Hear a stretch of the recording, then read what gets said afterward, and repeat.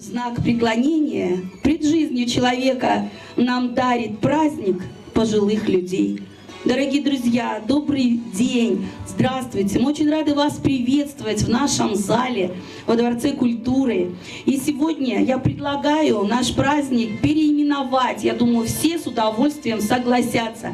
Наш праздник мы будем называть День мудрости. Осындай атаумен өткен мерекелік кеш қаламыздың екінші ықшам ауданында тұратын барлық зейнет жасындағы қарияларға көтеріңкі көңіл күй сыйлады. Іс-шарада ардагерлерімізге арнап бүлдіршіндер құттықтау тілектерін айтып, би билеп, арнайы өлең жолдарын оқыды.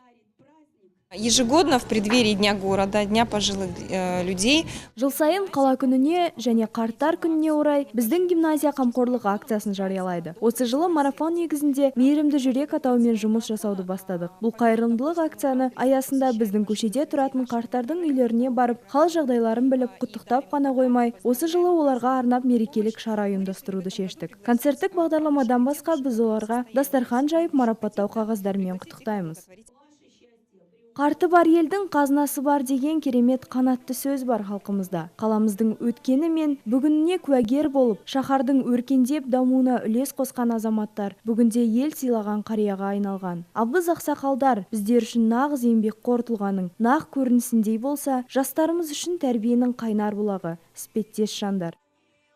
Сегодня детский центр «Бэби Бум» при Темиртауском дворце культуры. Балалар орталығы құрметті ақылшы жандар, қариялар, зейнеткерлер және соғыс ардагерлер үшін өз есігін ашты. Бүгін біздің орталық Теміртау қаласында орналасқан әйелдер гимназиясымен бірігіп, қаламыздың қарттарына арнап концерттік бағдарлама мен дастархан жайғалы отыр. Біздің бүлдіршіндер ата-әжелеріне арнап құттықтау сөздер мен өлең жолдарын оқыды. Бұл күнді біз қарттар күні емес, даналар күні деп атаймыз. Міне сондықтан бүгін біздің ең дана және ең аяулы жандар бізге қонаққа келіп отыр.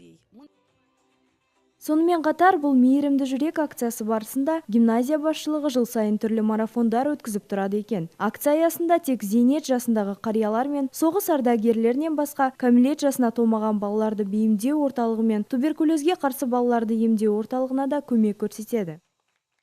Такие благотворительные акции «Доброе дело сердца» мы проводим в течение всего года. Осындай қамқорлық акцияларын біз жылына бірнеше рет ұйымдастырамыз. Акцияларға тек қарттар, зейнеткерлер мен соғыс ардагерлерінен басқа туберкулезге қарсы балалар емдеу орталығына да көмек көрсетеміз. Сонымен қатар оқу жылының басында біз кәмелет жасына толмаған балаларды бейімдеу орталығын оқу құралдары мен киіммен қамтамасыз етіп, тәтті сыйлықтар табыстадық. Ел тыныштығын тілеп, бата тілектерін арнаған еңбек ардагері Нина Моронецова гимназия бүлдіршіндері мен басшылығына және Бэби Шлягер балалар орталығының көрсеткен құрметіне алғысын білдірді.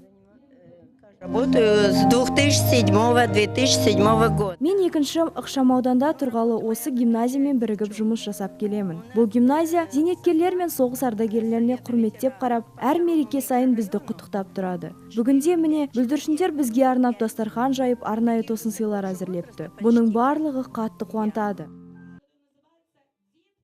Жас ұрпақтың басты мақсаты ешбір зейнеткерлердің ұмыт қалмауы болып табылады. Қарт кісіні құт береке деп танысақ, ол ұрпақ көрегендігі. Осы орайда біздің асыл қазынамыз қариялар деп пайымдайтын жастар шын тілектерін білдіріп, еңбектің зейнетін көріп отырған шақта әр ұрпаққа игілік пен ізеттік, пайым парасаттың үлгісін танытқаны үшін алғыстарын білдірді. Қазыналы қарттарымыз ән мен бидің әуенде дем алып көңіл тарқасты.